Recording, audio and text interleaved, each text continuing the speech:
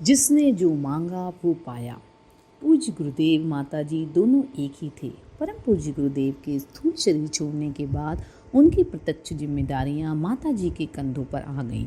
उस समय उनके पास रहने वाले परिजन बताते हैं कि माताजी ने पूज्य गुरुदेव की कमी का एहसास नहीं होने दिया। उनमें पूज्य गुरुदेव की समस्त शक्तियां प्रारंभ से ही विद्यमान थी, परंतु गुरुदेव के रहते तक उन्होंने इसका खास एहसास नहीं होने दिया। स्वयं को उनकी आड़ में छिपाए रखा। कभी कभी आवश्यकता पड़ने पर परिजनों को उन्होंने उनका आभास भी कराया, परंतु गुरुदेव के सूक्ष्म में विलीन होने के पश्चात तो वे स्पष्ट रूप से सामने आए। परिजनों को उन्होंने एहसास कराया कि वे गुरुदेव से भिन्न नहीं हैं। अर्धनारीश्वर की तरह वे और गुरुदेव दोनों एक ही हैं। जो उनके पास आया वह निहाल हो गया। किसी को उन्होंने खाली हाथ नहीं लौटाया। अधिकतर लोग उनसे लौकिक चीज़ें ही मांगते रहे, जिस पर वे कभी कभी खेद भी प्रकट करते थे। कहते थे, मैं तो कठिन तप से कमाई आध्यात्मिक विभूतियाँ देना चाहता हूँ, पर हमारे बच्चे अभी तक बच्चे ही बने हुए हैं, लौकिक चीज़ें ही मांगते हैं। यह सब तो मेरे लिए टॉफ़ी चॉकलेट बांटने के समान है। किसी ने उनसे विद्या मांगी, किसी ने भक्ति, किसी ने पवित्रता, तो किसी ने शक्ति। जिसने जो मांगा वो पाया।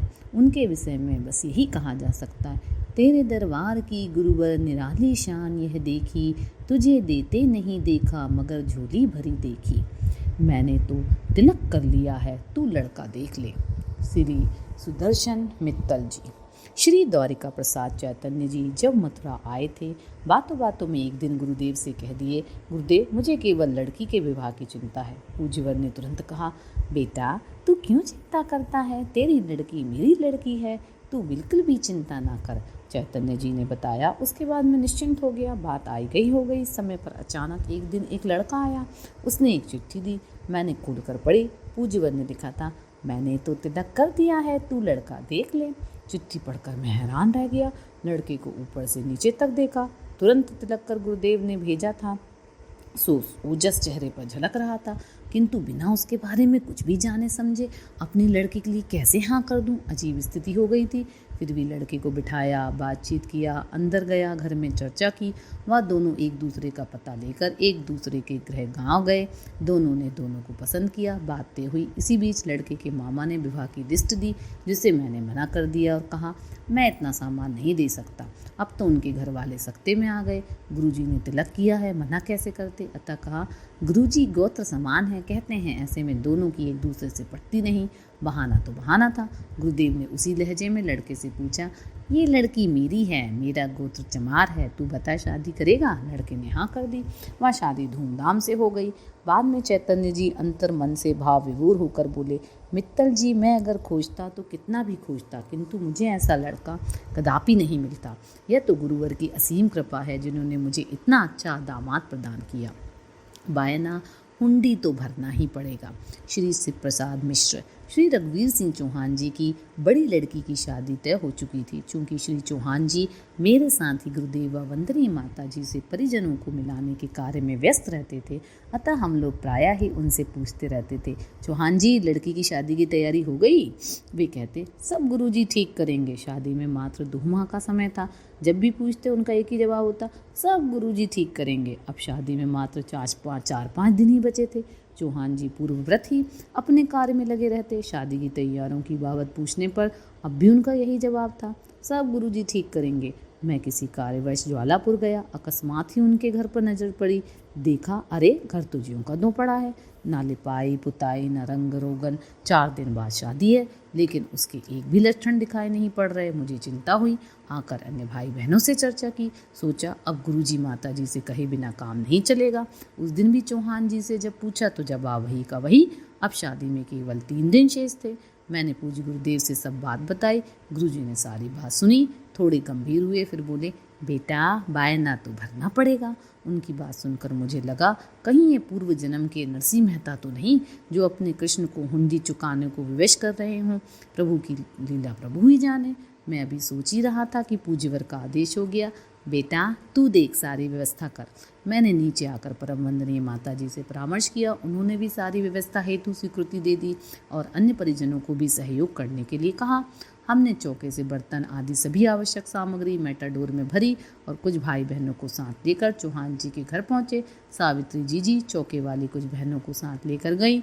उन सब ने लिपाई पुताई से लेकर चौके की पूरी व्यवस्था संभाली। क्योंकि बारात बहरदाबाद से आनी थी, सो कितनी व्यवस्था करनी पड़ेगी इसका पहले से ही अंदाजा ले लिया जाए। यह सोचकर मैं समधी के यहाँ बहादुराबाद चला गया। देखा तो मेरे नेत्र खुले के खुले रह गए। वे गांव के मान्य ठाकुर थे।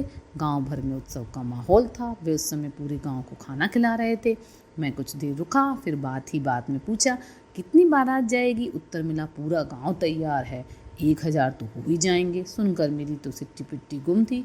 निवेदन किया, यह तो बहुत अच्छा है, आपके समधी शायद संभाल ना सके, कृपया उन पर इतना बोझ न डालें। कुछ आदर्श की भी बात की। वे पहले 500 फिर 300 अंततः बड़ी मुश्किल से 150 के लिए तैयार हुए, पर भी 300 बाराती हो ही गए। शायद इससे अधिक उनको भी नकारते ना बना पड़ा हो। ज्वालापुर आकर मैं किराना सामान लेने गया। यह सन 77-78 की बात है। उस समय में 1345 रुपये का किराने का सामान लाया। मिठाई गिनकर 200 पीस के ऊपर ही लिया था। 300 बाराती आए और लगभग 300 ही घराती हो गए। सावित्री जी भारती अम्मा के जिम्मे चौके की सब व्यवस्था थी। फिर भी इतनी बड़ी व्यवस्था में जिससे जो बना पूरा सहयोग किया। श्री महेंद्र शर्मा जी ने पूरी तली, श्री राम सहाय शुक्ला जी व मैं जो हाथ आया वही काम किया। 3 दिन के अंदर सब तैयारियां अव्यवस्था देखकर मोहल्लेवासी भी हैरान रहे। सबके मुंह पर एक ही बात थी, लक्ष्मी माँ का काम फटाफट होते सुना था, पर देखा आज ही है। मैं खुद आश्चर्य में था। मैं जो किराना सामान लाया था उसी में सब व्यवस्था कैसे पूरी हो गई। बारात की विदाई के बाद भी पूरी सब्जी आदि बहुत बचा था, मानो माता जी स्वयं इसे पूर्ण करने आई थी। मिठाई तो मैं गिनकर लाया था 200, पर 600 लोगों में कैसे पूरी हो गई। मैं हैरान था। चौहान जी की भक्ति और गुरुवर की शक्ति के आगे हम सब नतमस्तक थे। लड़की जब ससुराल गई और यहाँ की बातें वहाँ तक पहुँची तो उसे चमत्कारी लड़की मानकर 6 माह तक दूर दूर से लोग उसे देखने आते रहे। इस प्रकार निष्ठा ने विजय पाई। भगवान को भक्त का बायना भरना पड़ा। मांगो, क्या मांगते हो? राजनांदगांव शहर के बाबू भाई मानेक की अनुभूति उल्लेखनीय है। उन्होंने बताया कि उन्हें संतान नहीं थी। गुरुजी हमारे घर आए तो उन्होंने भोजन करते हुए पूछा, क्यों बाबू भाई, तुम्हें संतान नहीं है? मैंने कहा, नहीं गुरुजी। तो पूछा, तुम्हें कामना भी नहीं है? मैं बोला, नहीं गुरुजी, अब हमारी कोई कामना नहीं, तुम्हें नहीं होगी। माता जी को बुलाओ। पूज्य गुरुजी ने कहा। मैंने अपनी धर्मपत्नी को बुलाया। उनसे गुरुजी ने पूछा, क्यों माता जी, तुम्हें संतान पाने की कामना नहीं होती? वे बोली, नहीं गुरुजी, अगर मैं तुम्हें संतान दे दूँ तो? गुरुजी ने कहा। पत्नी ने कहा, गुरुजी अब तो आप संतान भी दे देंगे तो हमारी 55 साल की आयु हो गई है, 20 साल पालने पोसने लगेंगे, पता नहीं 75 साल तक हम जिए या ना जिए, पता नहीं उतना सुख मिले ना मिले। जब कामना थी तब पूरे देश में घूमे भटके, हर संत महंत के पास गए, लेकिन अब अपनी कामना मिटा दी है। पूज्यवर खुश हुए। बहुत अच्छी बात। भोजन के बाद गुरुजी ने हमें गायत्री माता की मूर्ति के पास बिठाया और बोले, माता जी मांगो, क्या मांगती हो? पत्नी ने कहा, गुरुजी मुझे ज्ञान भक्ति और वैराग्य दो। मुझसे कहा, बाबू भाई मांगो, क्या मांगते हो? मैंने भी यही मांगा, ज्ञान भक्ति और वैराग्य। पूज्यवर ने हम दोनों के सिर पर हाथ रखा और 10 मिनट तक रखा। ऐसी दिव्य अनुभूति हुई कि संसार भर का सारा सुख वैभव उसके आगे मिट्टी के ढेले जैसे लगा। और जिसकी चर्चा सत्संग में सुनते आए थे वह दिव्य आत्मानंद, परमानंद, ब्रह्मानंद आदि की अद्भुत अनुभूति हुई। उस दिन के बाद ऐसा हुआ कि अपने आप संत मुनि एवं ऋषि स्तर की आत्माएं हमारे घर आने लगीं। उनसे अमृत ज्ञान उपदेश मिलता रहा। उनकी सेवा में समय बीता और पदार्थों से वैराग्य सा हो गया। जो खूब सारा दान पुण्य करते रहे, अस्पताल खोला, डॉक्टर रखे, जो मांगा वह गुरुजी ने दे दिया। हम तो धन्य हो गए। अपने तप का एक अंश देंगे। अंजार कच्छ की केशर बहन विश्राम भाई ठक्कर बहुत पुरानी कार्यकर्ता हैं। उन्हें 29 दिसंबर 1967 को गुरुजी ने एक पत्र लिखा जो इस प्रकार है। प्रिय पुत्री, तुम्हारा पत्र पढ़ते समय लगा कि तुम हमारे सामने ही बैठी हो, हमारी गोदी में खेल रही हो। शरीर से तुम दूर हो किंतु आत्मा की दृष्टि से हमारे अति निकट हो। हमारा प्रकाश तुम्हारी आत्मा में निरंतर प्रवेश करता रहेगा और इसी जीवन में तुम्हें पूर्णता के लक्ष्य तक पहुंचा देगा। हम अपनी तपस्या का एक अंश तुम्हें देंगे और तुम्हें पूर्णता तक पहुंचा देंगे। हमारा सूक्ष्म शरीर 3 वर्ष बाद इतना प्रबल हो जाएगा कि बिना किसी कठिनाई के कहीं भी पहुंच सके और दर्शन दे सके। जो परिजन केशर बहन को जानते हैं वे उनकी भाव समाधि की स्थिति से भी भली भांति परिचित हैं। अल्सर गायब हो गया। श्री R.P. त्रिपाठी, उज्जैन। 1974 में अचानक मुझे पेट में भयंकर तकलीफ हुई। चेक कराने पर पता चला कि पेप्टिक अल्सर है और वह अल्सर इस स्थिति तक पहुंच चुका था, कभी भी फूट सकता था। डॉक्टर ने कहा जितनी जल्दी हो सके ऑपरेशन करा लो, यदि ये फूट गया तो आपकी जान भी जा सकती है। मुझे तकलीफ इतनी ज़्यादा थी कि मैं 2 घूंट पानी भी नहीं पी पाता था। कुछ ही दिनों में मेरा वज़न 20 किलो कम हो गया। कानपुर के एक अनुभवी डॉक्टर से ऑपरेशन का समय भी ले लिया था। गायत्री परिवार के समर्पित कार्यकर्ता श्री मोतीलाल जी मेरे अच्छे मित्र थे। उन्होंने कहा ऑपरेशन तो कराना ही है, पर क्योंकि हम गुरुजी से जुड़े हैं तो ऑपरेशन के पहले गुरुदेव के दर्शन कर लें तो अच्छा रहेगा। हम गुरुदेव के दर्शन करने शांति कुंज पहुँचे। गुरुदेव ने देखते ही पूछा सब ठीक ठाक है? मैंने कुछ नहीं बताया, पर मेरी पत्नी ने सब हाल बताया और कहा गुरुदेव ऑपरेशन कराना है, आपका आशीर्वाद चाहिए। सुनकर गुरुदेव ने कहा बेटा मैं भी तो डॉक्टर हूँ, अब तुम यहाँ आ गए हो तो ऑपरेशन की कोई ज़रूरत नहीं, मैं तुम्हारा पूरा इलाज करता हूँ। यहाँ से रोज़ हर की पौड़ी पर स्नान करने जाना और रोज़ खूब पानी पीना, रोज़ शाम को मेरे प्रवचन में भाग लेना और कल मनसा देवी के दर्शन करना।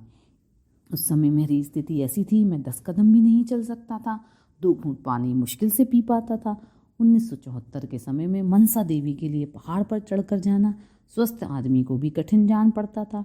उस पर भी आश्चर्य की बात गुरुजी बोले हर की पौड़ी पर दही बड़े और गोलगप्पे खाना। यह तो मेरे मन की बात थी क्योंकि दोनों ही मुझे बहुत अच्छे लगते थे। मैंने गुरुजी के कहे अनुसार किया। हर की पौड़ी नहाने के लिए गया। मन में सोचा जब गुरुदेव ने दही बड़े खाने के लिए कहा है तो खा ही लेता हूँ। मैंने चक्कर दही बड़े खाए, मुझे कुछ नहीं हुआ। दूसरे दिन हम मनसा देवी की चढ़ाई भी चढ़ गए। जैसा जैसा गुरुजी ने कहा वैसा ही किया। 15 दिन का समय गुरुदेव ने दिया था। कहा था कहीं अस्पताल जाने की ज़रूरत नहीं, सब कैंसिल कर दो, बाद में जाना। 15 दिन बाद जब गुरुदेव के पास आए तो उनका बेटा अब तुम जाओ, डॉक्टर के पास जाने की ज़रूरत नहीं, कभी पेट में दर्द हो तो चले आना। उस समय में आज तक मुझे पेप्टिक अल्सर नहीं है। तुझे कुछ नहीं हुआ है बेटी। श्री सुदर्शन मित्तल जी। घटना सन 1958 के ब्रह्मास्त्र अनुष्ठान यज्ञ के पहले की है। आगरा के अंदर एक खान एसपी थे। उनकी पत्नी असाध्य बीमारी से पीड़ित थी। फौजदार सिंह ने गुरुजी के विषय में जानकारी मिली तो उन्होंने कहलवाया क्या मैं अपनी पत्नी को ला सकता हूँ। फौजदार सिंह ने गुरुदेव से पूछा तो उन्होंने कह दिया ले आना बेटा। दूसरे दिन वे अपनी गाड़ी से पत्नी को लेकर आए। गुरुदेव आंगन में ही दोनों हाथ पीछे बांधे टहल रहे थे। उसी मुद्रा में कहा उतार कर ले आ बेटा। खान साहब ने अपनी पत्नी को गोद में उठाया और गाड़ी से नीचे लाए। गुरुदेव ने उन्हें इशारे से ही मंदिर में ले जाने व गायत्री माता के समक्ष बरामदे में सुलाने को कहा।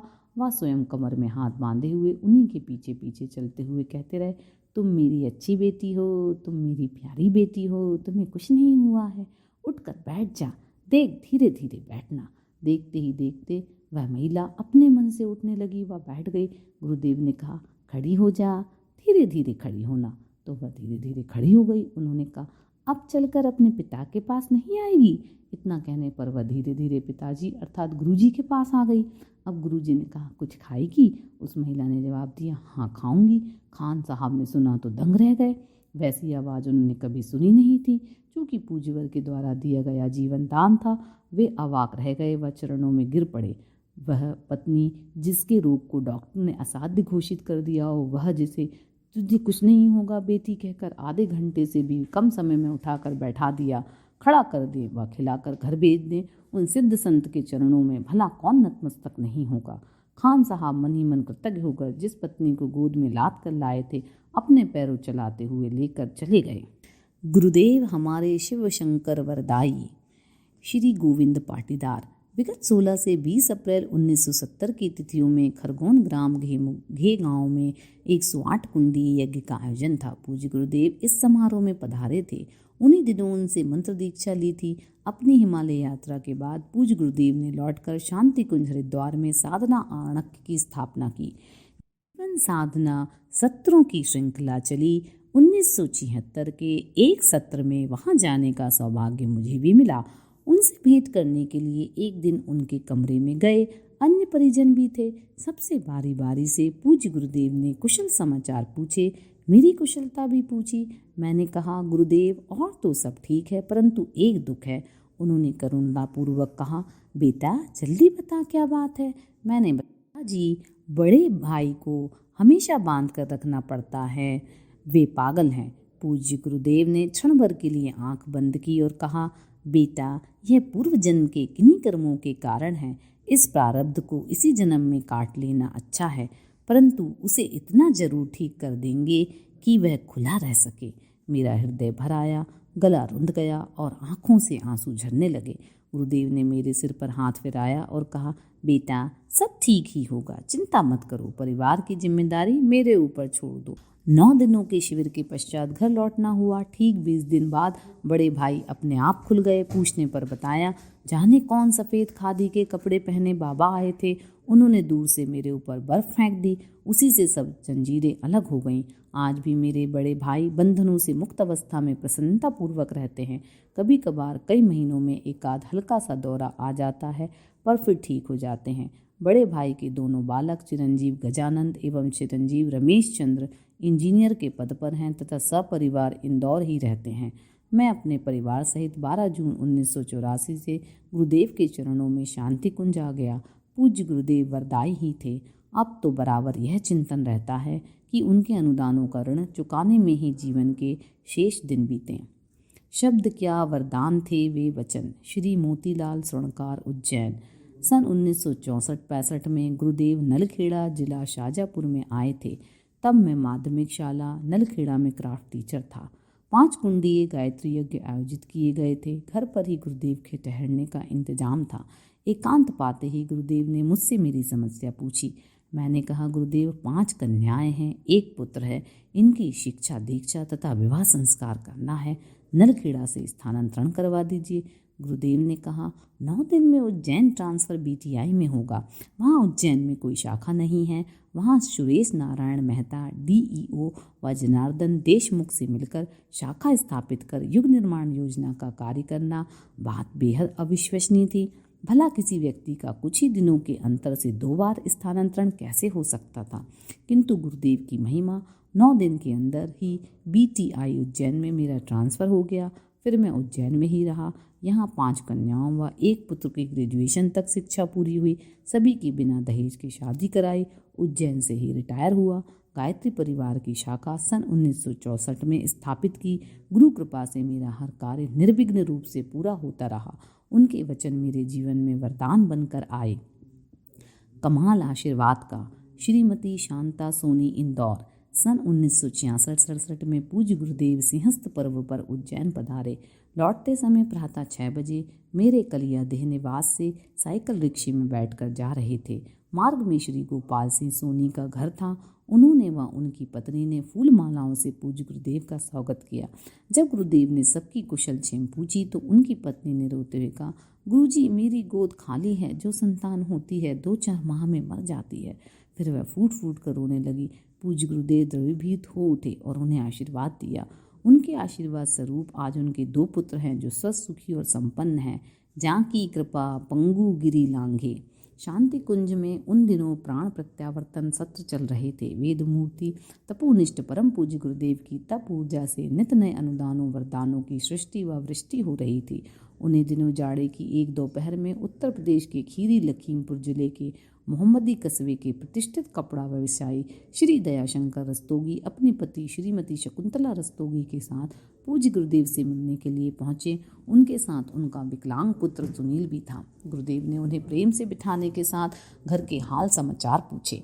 उत्तर में सुनील की मां श्रीमती शकुंतला ने बताया, गुरुदेव मेरे 3 लड़के सुनील, इंद्र किशोर व आनंद एवं 2 लड़कियां आदर्श व विद्योत्तमा हैं। यह सुनील ही सबसे बड़ा है। इसी के साथ ही उन्होंने सुनील के विकलांग होने की सारी कथा सुना डाली। श्री दयाशंकर जी ने बताया, गुरुजी यह लड़का जन्म के समय तो स्वस्थ सामान्य था, पर जन्म के 15वें दिन से तीव्र ज्वर हुआ, तब से यह हाल हो गया। चिकित्सा के सारे प्रयास भी निष्फल गए। सारी बातें सुनने के बाद गुरुदेव ने सुनील की ओर देखा। 11 वर्षीय इस बालक के चेहरे पर एक अद्भुत भोलापन था। उसकी आंखों में एक अनूठी चमक थी। गुरुदेव ने इन सबको समझाते हुए कहा, जन्म जन्मांतर के कर्म प्रारब्ध का रूप लेते हैं और यह प्रारब्ध ही अच्छी बुरी परिस्थितियों के रूप में प्रकट होता है।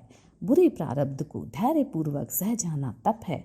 तुम्हारा बच्चा यही तप कर रहा है, पर तुम निराश ना हो। हम इसे प्रतिभा का वरदान देते हैं।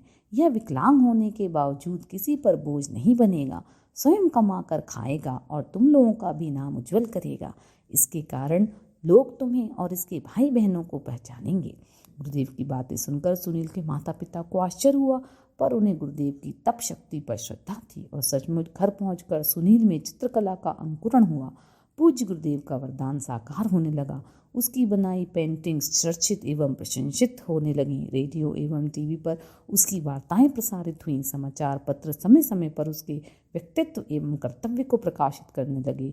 श्री दयाशंकर रस्तोगी एवं शकुंतला रस्तोगी तो इस गुरु कृपा पर भाव विभोर हो गए। उन्होंने संकल्प लिया कि वे अपनी एक पुत्री का विवाह शांति कुंज के ही किसी योग्य कार्यकर्ता से करेंगे। सन 1994 में उन्होंने ब्रह्मवच्चव शोध संस्थान में कार्यरत श्री सुरेश वर्णवाल से अपनी कन्या विद्योत्तमा का विवाह किया। गुरुदेव की कृपा के प्रति निष्ठावान सुनील रस्तोगी अपनी अनुभूति महात्मा सूरदास के इन शब्दों में बयान करते हैं। जहाँ की कृपा पंगु गिरी लांघे, मात्र आशीर्वाद से बच्ची स्वस्थ हुई। श्री वर्दी चंद चौधरी, सोवारसा मंडी मंदसौर। मेरी लड़की निर्मला मोदी की डिलीवरी हुई थी, जिसमें उसका दिमाग पागल जैसा हो गया था। फलता मैं इलाज हेतु भटकता फिरा। 5 माह तक 25 डॉक्टरों को दिल्ली में दिखाया, किंतु वे किसी भी निर्णय पर नहीं पहुंच सके। एक दिन रात्रि को सोते हुए गुरुदेव की याद आई और सुबह ही मैं शांति कुंज पहुंचने हेतु रवाना हो गया। शांति कुंज में पहुंचकर गुरुदेव से मिला। उन्होंने कहा, आपकी बच्ची ठीक होकर 15 दिन पश्चात नोएडा से मुझसे मिलने स्वयं आवेगी। मेरी बच्ची गुरुदेव की वाणी से स्वस्थ हो गई।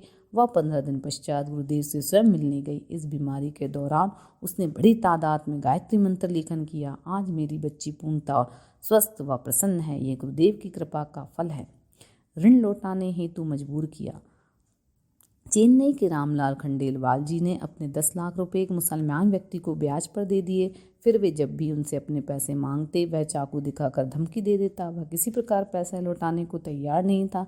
रामलाल जी सोचने लगे, अब तो हमारे 10 लाख रुपए डूब गए, अब हमें हमारा पैसा वापस नहीं मिलेगा। संयोग से शांति कुंज की टीम वहां चेन्नई पहुंची। उन्होंने टीम के भाइयों से निवेदन किया कि एक व्यक्ति को हमने 10 लाख रुपए ब्याज पर दे दिए हैं, लेकिन वह हमें रुपए नहीं दे रहा है वापस। तो टीम के भाइयों ने बोला कि हम लोग ऐसा करते हैं कि गुरुदेव से प्रार्थना करते हैं और चलते हैं उनके पास में।